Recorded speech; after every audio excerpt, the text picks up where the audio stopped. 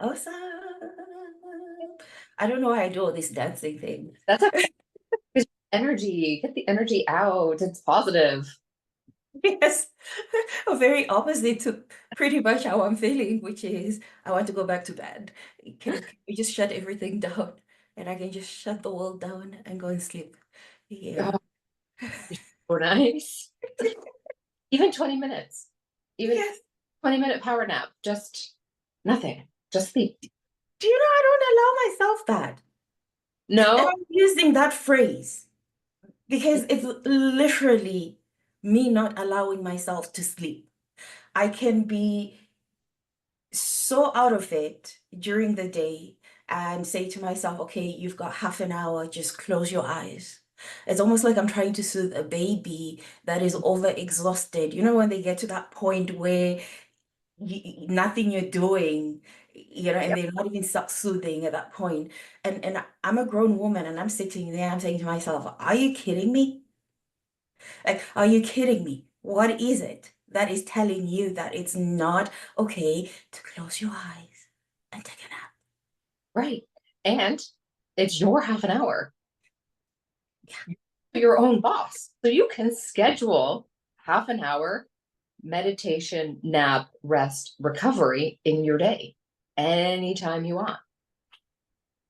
That's going to be so for the next time, that's your challenge.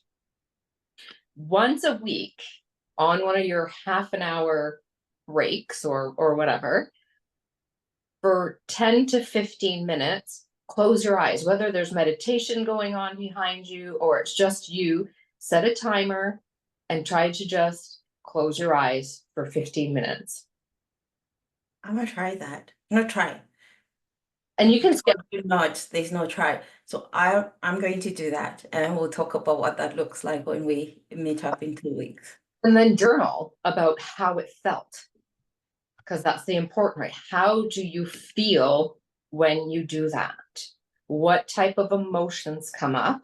What type of thoughts? Don't think the first thing that comes to your mind, write it down.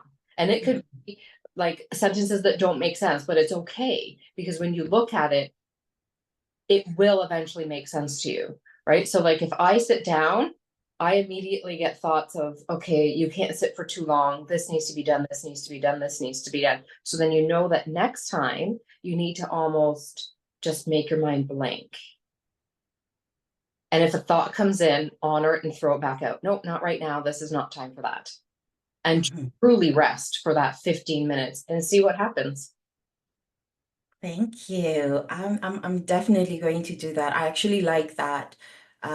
Just closing your eyes without pressure. Just no agenda other than just I'm closing my eyes, I'm resting, and make room for whatever thoughts that show up to show up without giving into them and without, you know, trying to do anything with them, but just pay attention and see and notice what shows up and then journal that other the thoughts. So I can see that pattern of any core beliefs that actually are behind the hey, you cannot nap during the day, kind of thing. It might have to do with the whole childhood apprenticeship program that I always say I went through, who knows? But we'll see. We'll talk about it more when we talk, when we see each other in the next 2 weeks.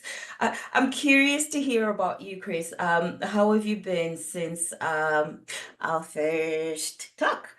Like what's been going on and what has rest looked like? My eyes are weeping. So don't mind me. Yeah, no, no, no, that's good. Yeah. Uh, so I have my kids every other week in my full care. So every other week, I'm a single parent, but in between, I help their dad out with some stuff. So it's been quite overwhelming.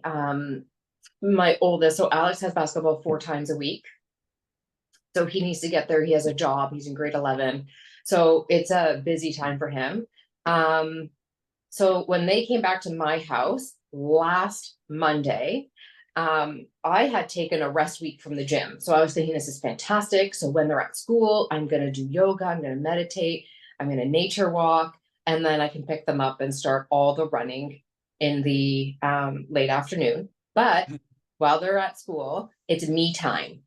They must have heard that because they both got sick. Oh Both were home on Monday and Tuesday. I kicked them both out on Wednesday. I'm like, see ya, get out, you need to go. It didn't work because I had to pick Nathan up right after lunch. He was vomiting. So then oh he goodness. stay home the rest of the week. I had appointments and stuff that I need to do. And then Alex had a tournament in Oakville on Friday morning. We had to be there for 9. Well, we technically had to be there for 8 because we needed to warm up. I mean, I don't need to warm up. If you guys do, that's not my problem. But so I did get them there. But like I had 4, 5 a.m.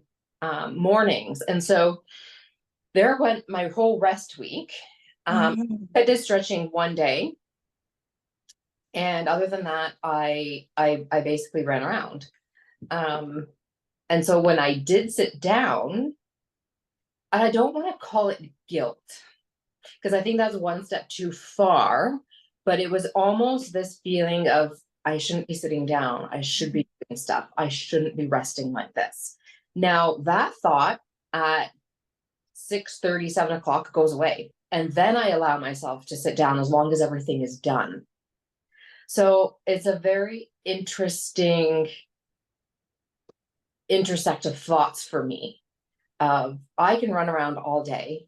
Everything needs to be done before I can rest.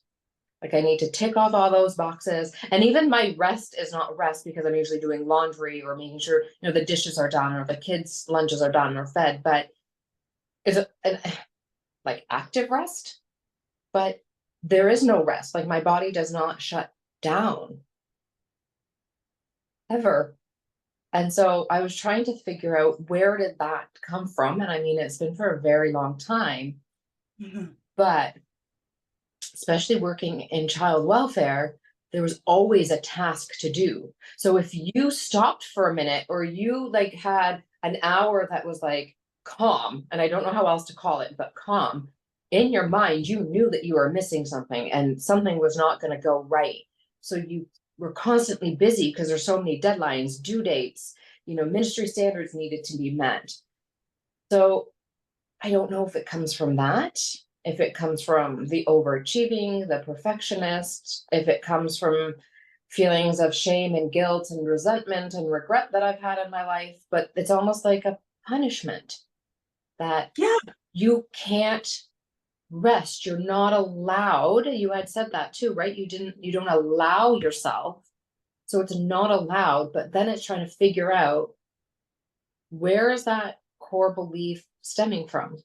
Where does that come from? Mine, I know, doesn't come from childhood, but I think it comes a little bit more in adolescence.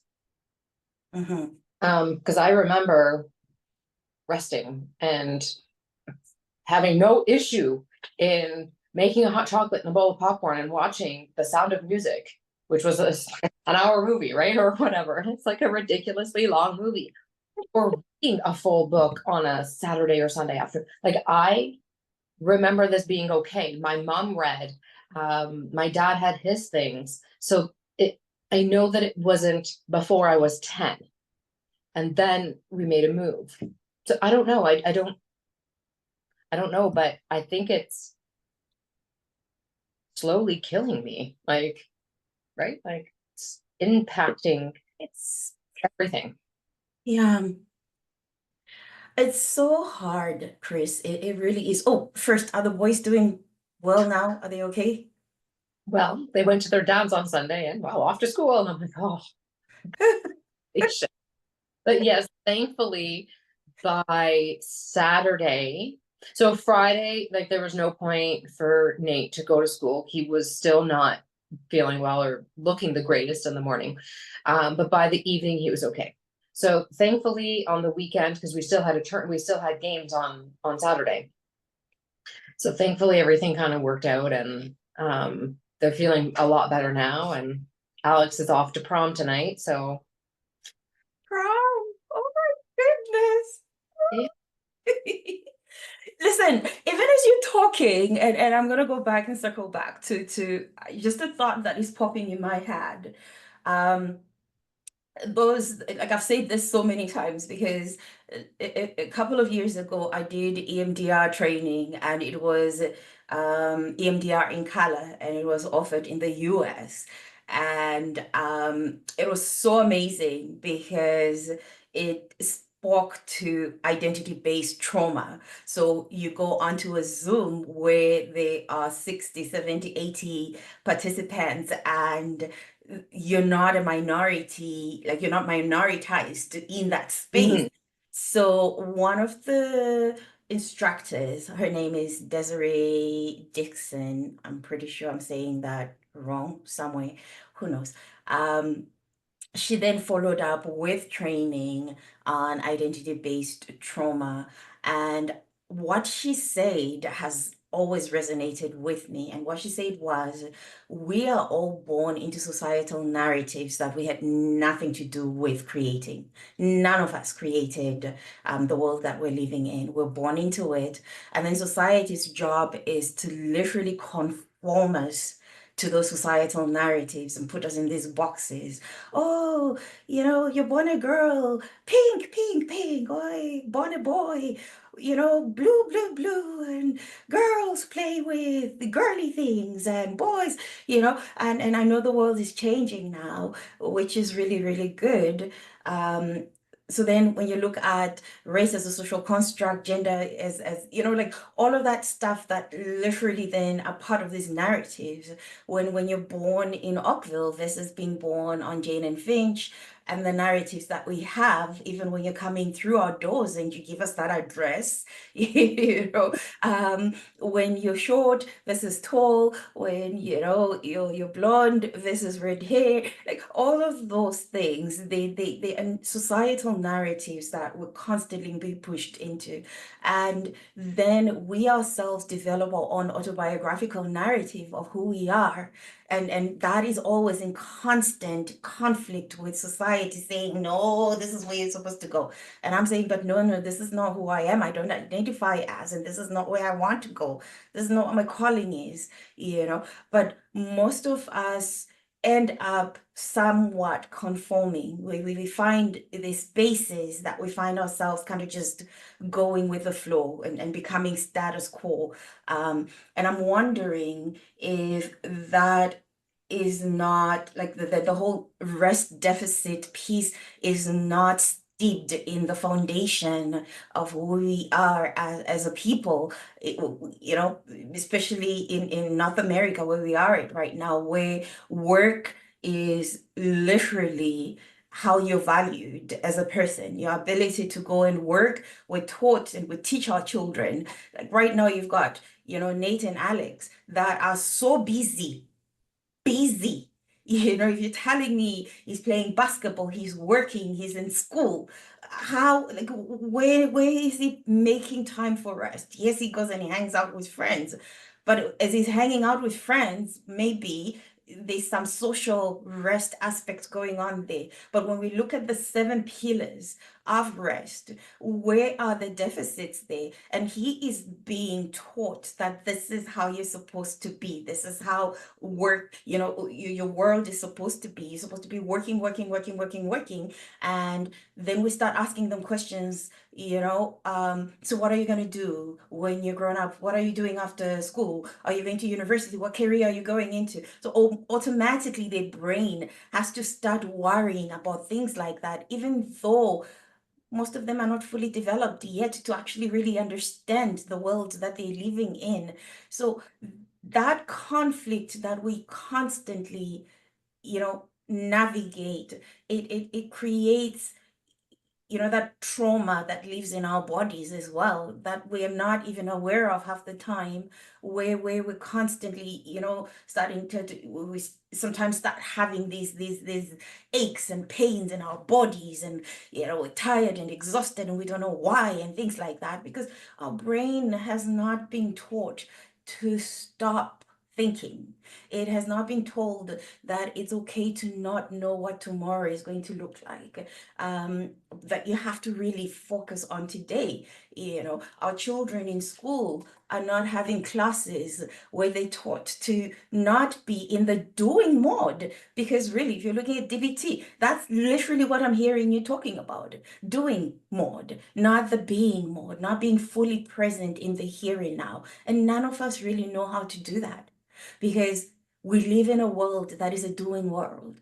And when you then try to be, there's a clash, there's constantly this clash. I don't know. I don't know what you think about what I'm saying right now because yeah, are we bringing our children up and socializing them to just do the same thing that we're doing, even though we know that there is a long-term consequence to them living their lives that way? So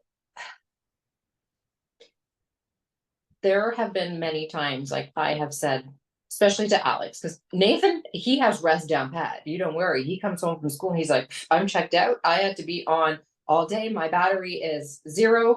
I'm going to do nothing. And he can Mhm. lay on the couch without the TV on, no YouTube, no nothing, and just lay there and just be. And I'm just like, I'm jealous. Like, why can you do that? But that's part of the autism and ADHD as well, that kind of he literally is exhausted and cannot function. So for Alex, he was asked to play higher level basketball, which would have meant double practices every day. So he would have went to his rep team and then he would have went to his school team. And he said, no, that's too much. And I said, perfect. I respect you for that. He also said for work, he wants no more between 8 to 10 hours. Anything more than that, he doesn't want it. Boom, perfect. So he's able to set the boundaries. I have been teaching him slowly. You know, you don't have a lot of time, so you need to time manage. You need to be able to do all the things that you want. You need adequate sleep. You need to eat well. You need to rest Mhm. and recover from all that you do during the day. So even though he sounds super busy, which he also is learning to set his boundaries and not go overboard. So he would like to be a doctor. So he has had his mind set on this, but he's going to be smart about it. He wants to be a physiatrist. So he wants to deal with rehabilitation and concussions. So not an orthopedic surgeon, not a surgeon, not a cardiologist, not those super busy um, disciplines and fields within the medical world, but in one where he's going to be able to have balance. Mhm. So I've been trying very hard to teach them that you need to have balance. You need to have time to take care of your body in any way that you need it to be. So it's slow. And I know he wants to do the best in what he is involved in. But he also knows that he needs to rest or it's not going to work. I love that. I love that for you. I love that for him. Um, and really, really pray and hope that that becomes his lifestyle moving forward as he grows older and that he doesn't give in to the unrealistic expectations that sometimes you find yourself in when you get into workspaces and work environments. So you were talking about a child welfare. Yeah. And I was chuckling when you were talking about deadlines because I'm thinking, oh my goodness, yes, that document piece that will always tell you that you know, these files and these documents are overdue and this is overdue and this file and this is overdue. And sometimes you might have like 30 reports that are due at the same time.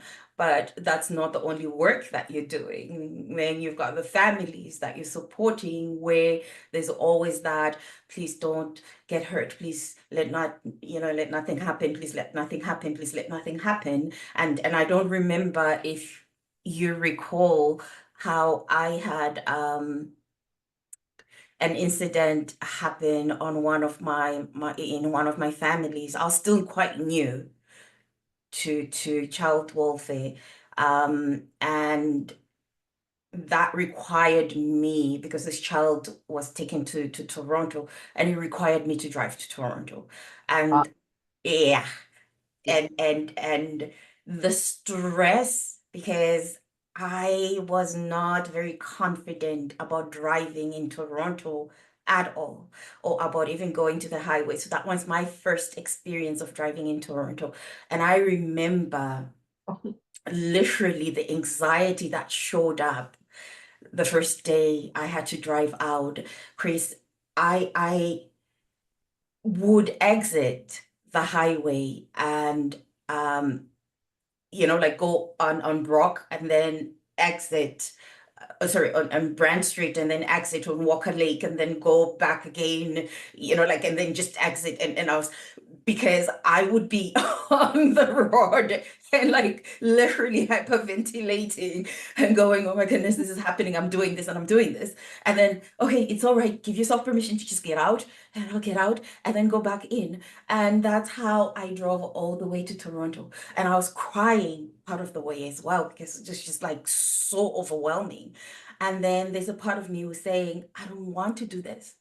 I don't want to go and, and you know, meet up with his parents. I don't want to see this child. I don't, I just, I would rather turn around and just go back home. But girl, you need a job and you need money and you need to, and if you don't do any of this stuff, you're not going to get paid and you might lose your job. So you have to. So constantly having these conversations and going to the hospital, having to then navigate the whole system with nurses and doctors, some people that were not, um, child welfare happy, Mm. and again navigating all those conversations, talking to this lovely little baby. And then you know there were so many aspects to this job that made it so stressful,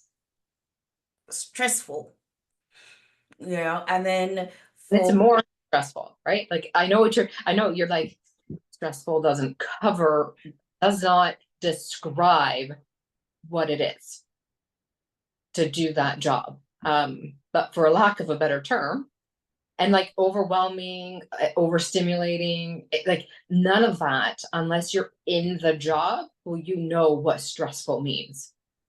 no. And yeah, and you're right. We have to find an adequate word for it.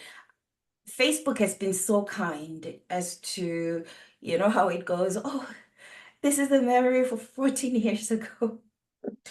And I'm looking at spaces where I had written, oh, I'm at work. I'm going to be at work until this time today. Oh, goodness. I feel like running away.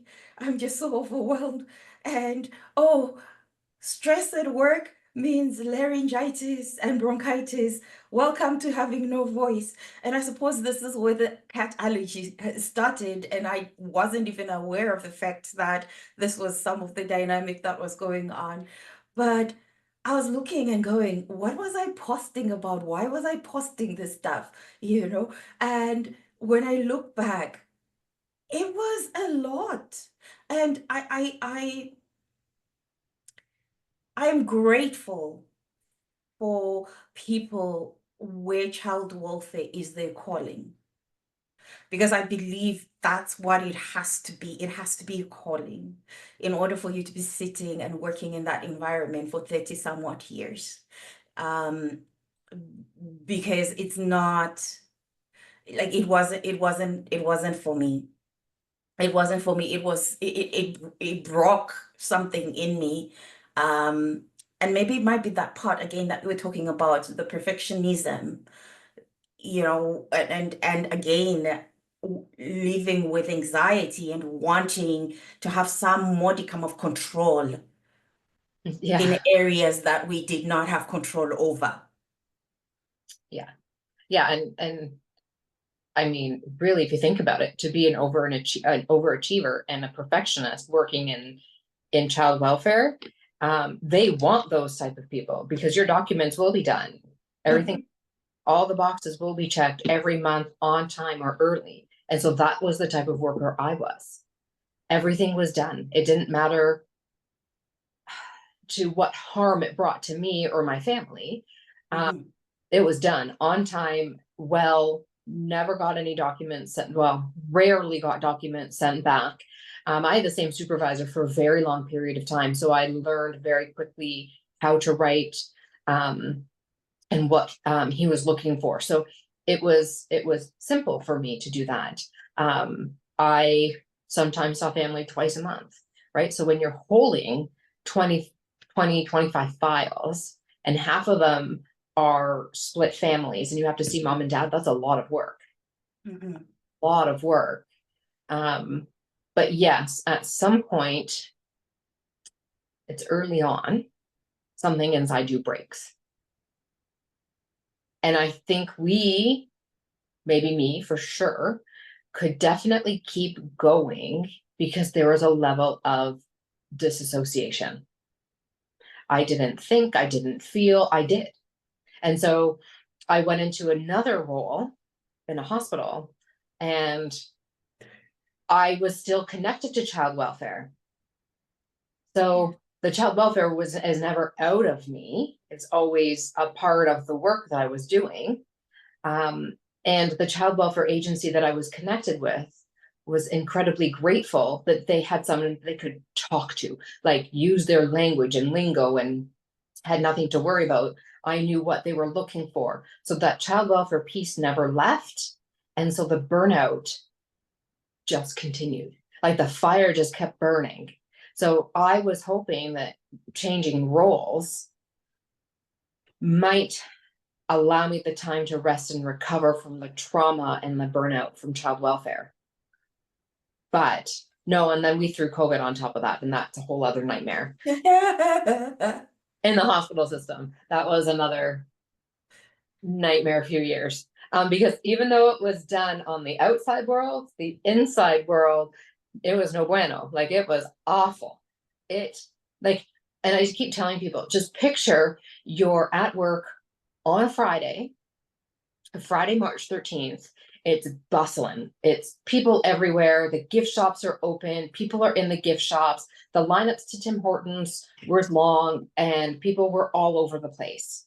You come in on Monday and you are questioned by like 10 different people, mask, PPE, everything is given to you. You can't even really walk into the building and there's nobody. There is like a silence that is beyond deafening. And the trauma of that lingers. It's lingering. So you have like no staff and you have an abundance of sick people. So burnout, to me, I have my child welfare burnout, but I also have my hospital burnout, and then I have my personal burnout. Mhm. So, and then whatever else, right? Like personal, as in like with me, my relationships, I have the burnout as a parent. Um, and so like I don't just think of it as one burnout. I'm like, ooh, I'm carrying about 5 of these, right? Like it's overwhelming. So when I go to sit, my body fights because it doesn't know what I'm doing and why I'm doing it. So I'm in recovery from an eating disorder and I'm supposed to rest because one of my disorders is purging, and it's through exercise and movement. Yesterday, I walked over 20,000 steps, so 10 miles. Oh my God, Chris. And it's not that it was like I wanted to do it, but that is just the constant go, go, go. So it's hard to even recover, because how do you recover when you can't sit down? Yeah, it's a tough one. It really is tough. And I go back to the word punishment that you brought up earlier on, because that's literally how it feels sometimes. It feels like you're punishing yourself. And I don't understand what it is that feels the need to punish to that extent where it's not helpful. It's not helpful. And then it makes it very challenging for us to do our work. But then that's the dissociation part that comes in where I'm all, like I may be sitting here kind of going, I did not sleep well last night, which I didn't, which is probably why my eyes are doing what they're doing. And I really could use like my shoulders are achy and I can feel it.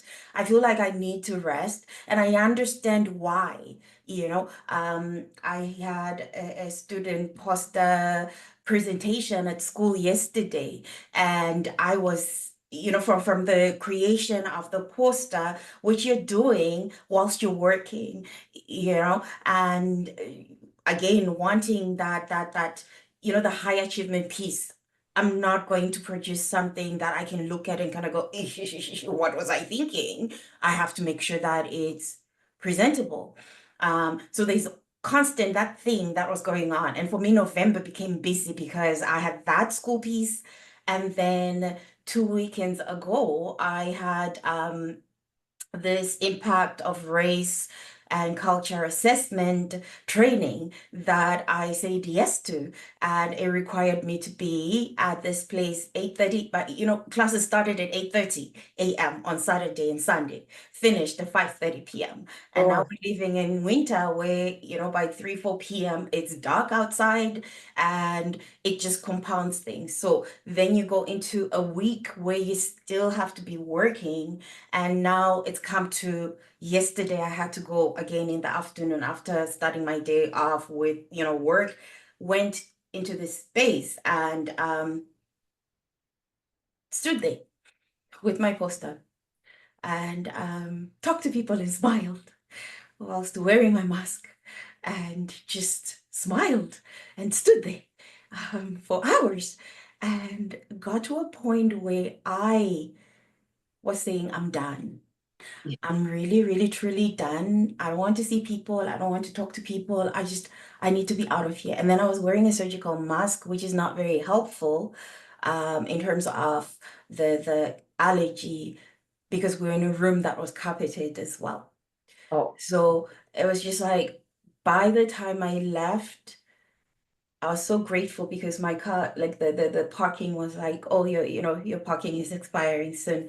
So I was like, okay, let me just leave. I took my poster, I left.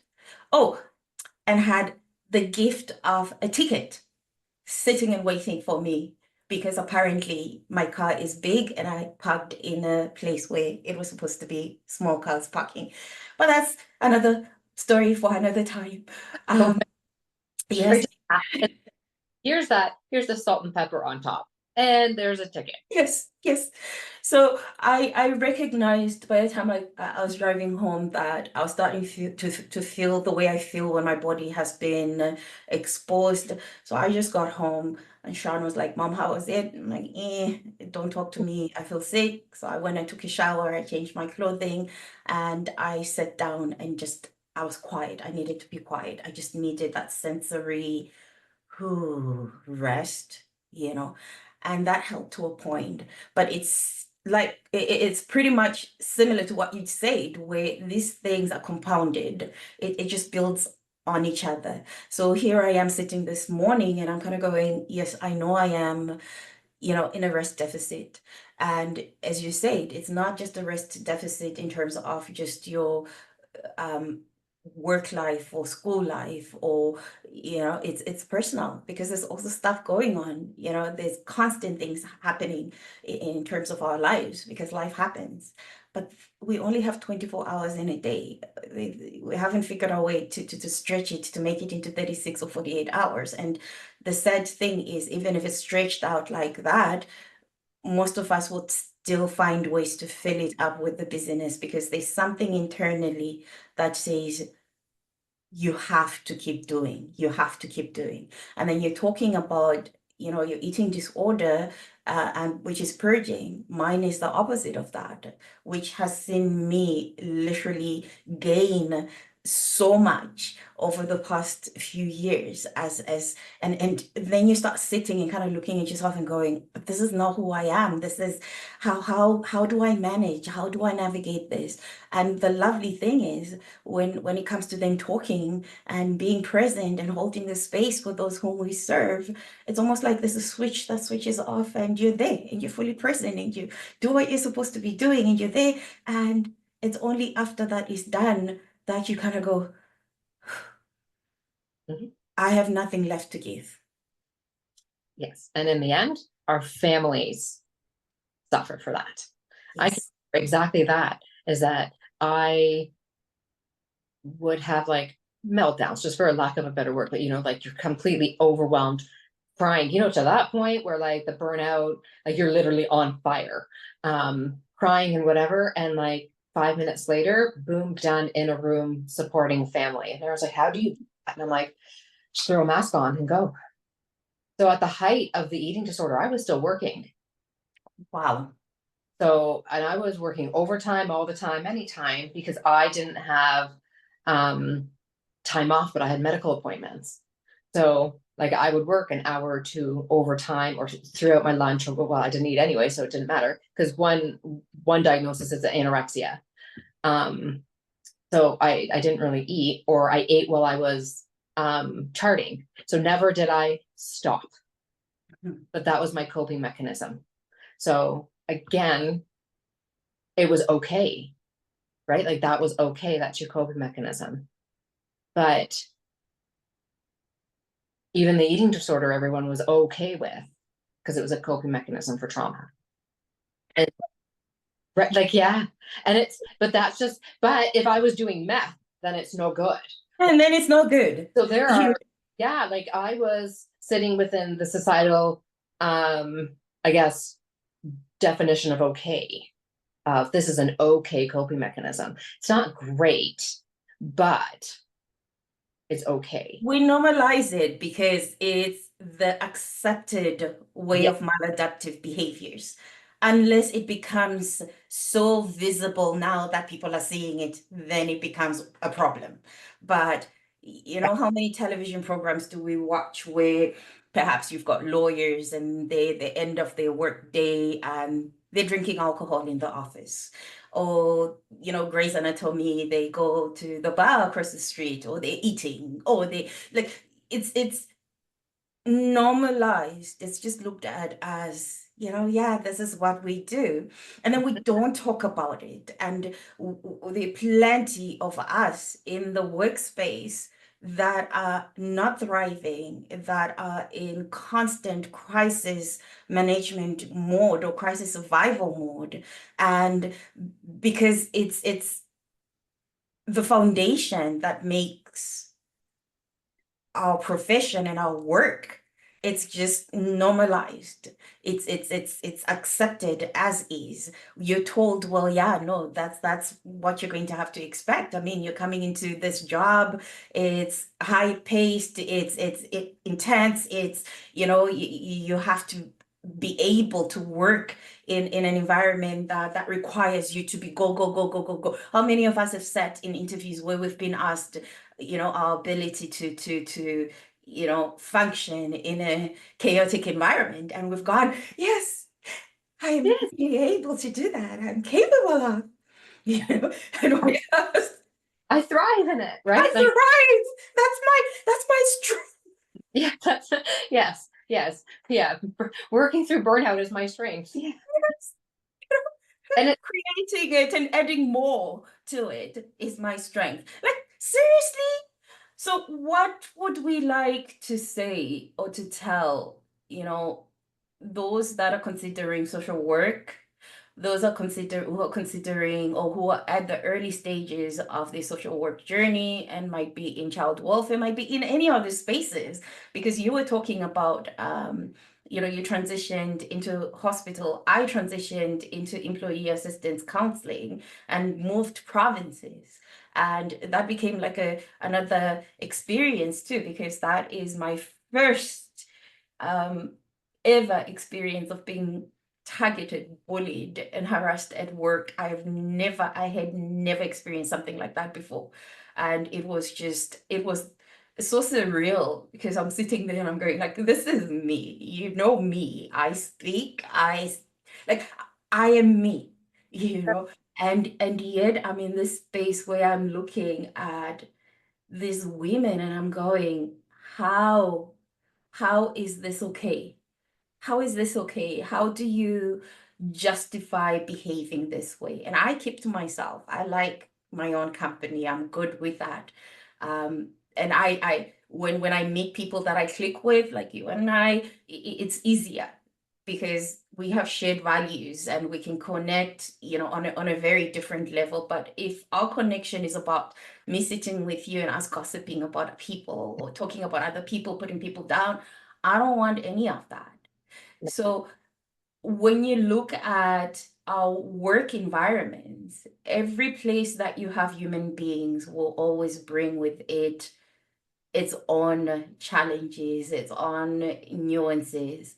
And so what do we say to future social workers? What do we say to those that are still early on in their journeys, that are considering child welfare per se? Like, what do you think? Well, I mean, I have several thoughts. First, do your research on social work and what it means, and maybe even look into why you want to do it. Is there something inside you that it's calling you? Or is it that you think that you're going to be out there saving people and saving the world? So you have to really look at why you are choosing social work. And if it comes out that you want to continue, continue. But then you need to learn how to do self care. You actually have to schedule it in, block off the time in your schedule, on your agenda, your phone, or whatever. You need to block off that time in red. It's a stop. No one can interfere with that time that you have to take care of yourself. You need to make sure that you're connected with a good counselor. Make sure you are sleeping well, go to bed at the same time, wake up at the same time, incorporate some movement. If you can, walk outside, see if there's sunshine. Um, find out what you can do to ease your mental health load. I go to the gym. So, do that and make sure you schedule time that you're literally doing nothing. Nothing. No work, no whatever. Even if you're sitting and watching television, it doesn't matter because you don't have to fully be present. You can still be it's mindless in a way. Um, and do those things to save yourself from burnout. Take your vacation. Take it all. Take it all. Take your lunches. Take it all. Don't, oh, well, I'm just going to work for 15 minutes of my lunch. And I did that. I worked all of my lunches. So, and I'm saying this from experience. Take your lunch, take your break. If you need a break during the day because it's overwhelming, take it. You're going to work overtime anyway. And it's not because you're choosing to, it's because sometimes you have no choice. So if you take an extra 15 minutes, you're going to make it up throughout the week. And if you don't feel guilty because you'll make it up throughout the month. So you will always make this time up. But if you take the time to listen to your body and your mind, you can survive child welfare or social work, hospital, community, anything. But you have to listen to your body. You have to Mhm. rest and recover. I love that. I love that. What I would probably just add to that is do your homework in terms of yourself, get to know you. Um, what drives you? Why does it drive you that way? And the home that you live or you grew up in, what did rest look like? And what are the narratives or voices in your head? Do you have parents that used to say or continue saying, sitting down is lazy? If you're not doing anything, you're not being productive. If so know yourself, know your core beliefs, know the voices that show up and where they're showing up from. Chris and I are actually talking about right now, trying to figure out what our core beliefs are regarding sitting and resting and where that, what the root cause of that is. So perhaps it's a journey of figuring it out. Whatever it takes, it's about being intentional. It's about realizing that you matter and you come first. Because if you do not take care of yourself, you're not going to be able to do any of the stuff that you're saying you want to do. You're not making that difference that you said, oh, I'm going into social work to make a difference. You're not going to be fully present for anybody that you love. And ultimately, I mean, when you're still young, you feel invincible. Some of us are approaching 50. So at the end of the day, you recognize now some of where the body is at today, how it was informed, how that plant was nurtured or planted 10, 15, 20 years ago. So you have to look after yourself for your future self. You're not just doing it for you right now, it's also for your future self, so that you don't find yourself in such a hole, for lack of a better term, that you have to like literally figure out how to start digging yourself out of there and then create a support system, of like-minded people. And I like that crusade therapy, because yes, we all need therapy. We all need therapy, despite what we have said to ourselves. We all need therapy, um, because our family, our loved ones, and even the people whom we support are only as healthy as we ourselves are. We are what matter in the whole pot. Every single human being is what matters.